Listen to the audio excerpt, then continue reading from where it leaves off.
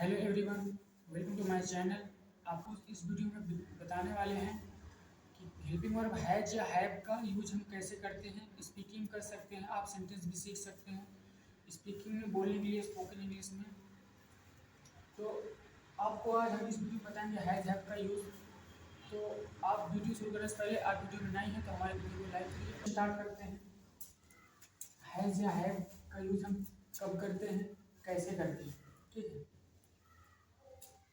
तो has have का use दोस्तों जब होता है जब हम कोई भी वस्तु आपके कोई भी वस्तु या कोई भी व्यक्ति के पास कोई चीज है, अर्थात प्रेजेंट टाइम अर्थात वर्तमान समय में आपके पास कोई भी वस्तु है, तब हम हैज हैव का यूज करते हैं।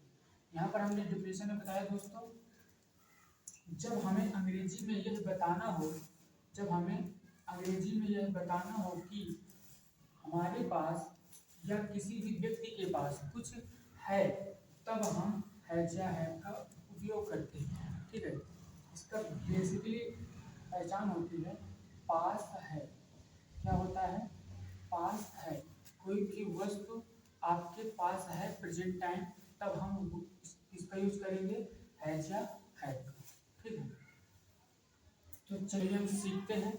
इसका रूल क्या है दोस्तों? सब्जेक्ट प्लस हैज या हैव प्लस ऑब्जेक्ट, ठीक है। जैसे हम बोल दें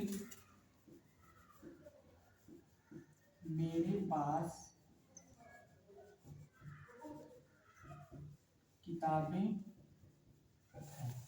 मेरे पास किताबें हैं। इसको हम इंग्लिश में कैसे ट्रांसलेशन करेंगे, कैसे हम आपको इंग्लिश में इसको बोलेंगे। पहले फर्स्ट एग्जांपल क्या है इसमें? मेरे पास किताबें हैं।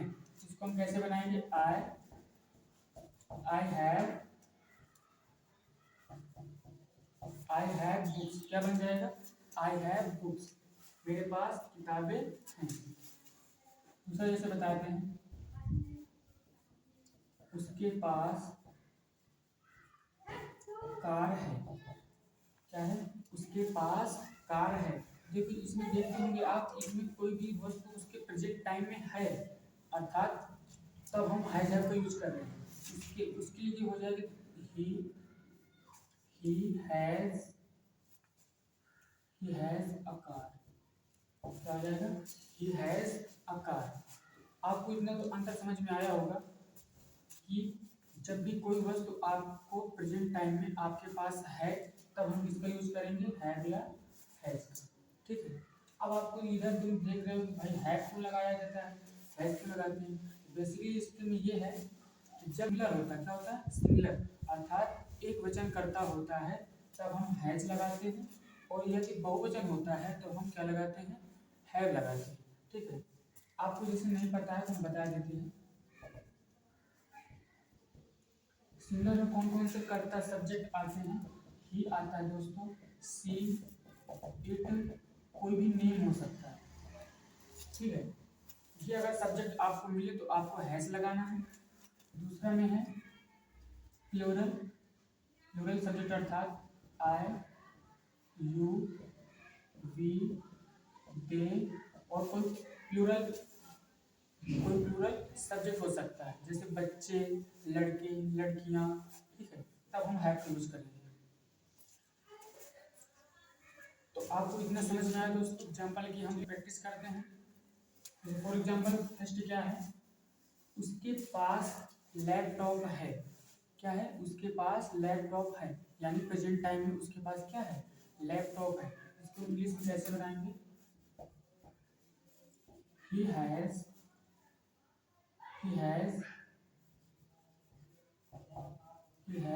लैपटॉप। क्या हो जाएगा? he has laptop. उसके पास लैपटॉप है। नेक्स्ट एग्जाम्पल क्या दोस्तों? उसके पास अनुभव है। क्या एग्जाम्पल क्या दोस्तों? उसके पास अनुभव है। इसको हम क्या बनाएंगे? he has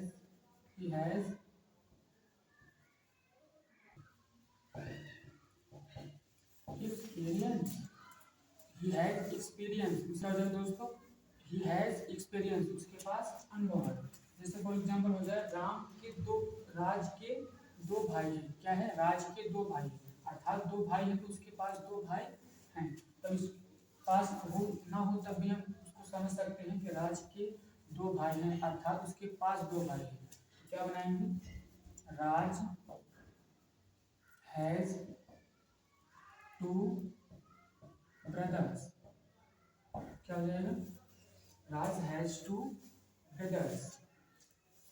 नेक्स्ट एग्जाम्पल क्या है, आपके पास मेरे लिए समय है। आपके पास मेरे लिए समय है, इसकी हम इंग्लिश कैसे बनाएंगे, यू हैव टाइम। क्या हो जाएगा, यू हैव टाइम, इसके लिए मेरे लिए, अर्थात फॉर मी। क्या हो जाएगा, for me, you have time for me, आपके पास मेरे लिए समय है। अब देखते हैं हम नेक्स्ट रूल क्या है इसमें। अब हम जैसे किसी के पास वो चीज़ नहीं है, जैसे प्रेजेंट टाइम में उसके पास फोन नहीं है, उसके पास कार नहीं है, हमारे पास बुक नहीं है, ठीक है, तब हम रूल किसका यूज करते हैं, सब्जेक्ट लगाएंगे। फिर हम दोस्तों किसका यूज करेंगे, डू या डज का। निगेटिव किसका यूज आ जाता है, डू या डज, फिर नॉट प्लस हैव, ठीक, प्लस हैव, इसके बाद ऑब्जेक्ट। जैसे फॉर एग्जांपल हम देखिए क्या बनाते थे, सब्जेक्ट हैज है फिर ऑब्जेक्ट, ठीक है।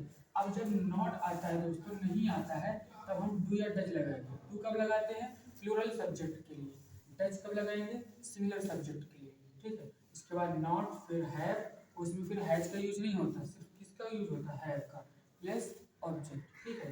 जैसे फॉर एग्जांपल देखिए उसके पास आईफोन नहीं है, उसके लिए हम बना दें he does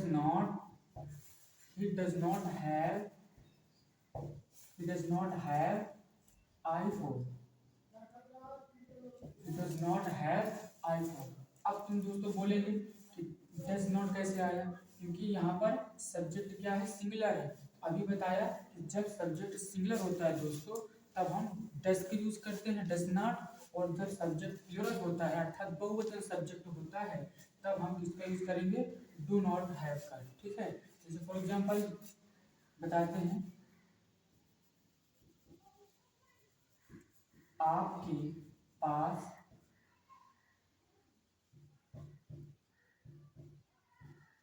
घर नहीं है, प्रोजेक्ट में क्या लगाते हैं, यू के बाद में किसका यूज करेंगे, डू का। You do not have home, you do not have home, उस आपके पास घर नहीं है, you do not have home, ठीक है। ये फॉर एग्जांपल देखते हैं नेगेटिव सेंटेंस को। हम किसकी एग्जांपल पढ़ रहे हैं दोस्तों, हैव के नेगेटिव सेंटेंस कैसे बनाएंगे, ठीक। जैसे फॉर एग्जांपल देखते हैं, राहुल के पास कार नहीं है। क्या है दोस्तों, राहुल के पास कार नहीं है, तो हम कैसे इसको बनाएंगे, पहले राहुल, अब राहुल दोस्तों does not have, Rahul does not have, Rahul does not have car, अर्थात राहुल के पास कार नहीं है, तो Rahul does not have car. Next example क्या है, उसके पास ज्ञान नहीं है, उसके पास ज्ञान नहीं है, हम इसको इंग्लिश में कैसे बनाएंगे दोस्तों, उसकी जो है he does not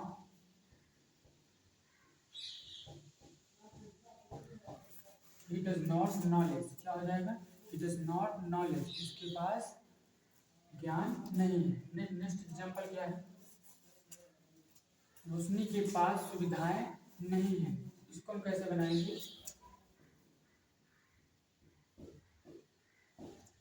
Roshni does not,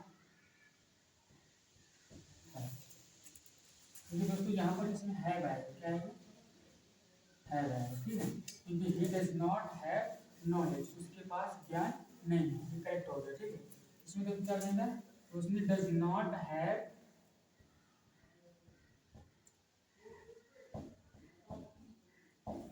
Roshni does not have facilities. क्या हो जाएगा, Roshni does not have facilities.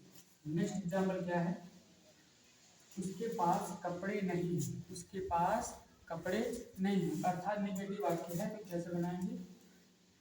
He does not have cloth. क्या हो जाएगा? डज नॉट हैव क्लॉथ, उसके पास कपड़े नहीं है। नेक्स्ट एग्जाम्पल क्या है? मेरे पास तलवार नहीं है। ठीक है, क्या है नेक्स्ट एग्जाम्पल? मेरे पास तलवार नहीं है। ठीक है, इसका आंसर दोस्तों आप कमेंट बॉक्स में देंगे। और वीडियो को हमारी अच्छी लगी है तो हमारी वीडियो को लाइक करिए और चैनल को सब्सक्राइब करिए। फिर मिलते हैं।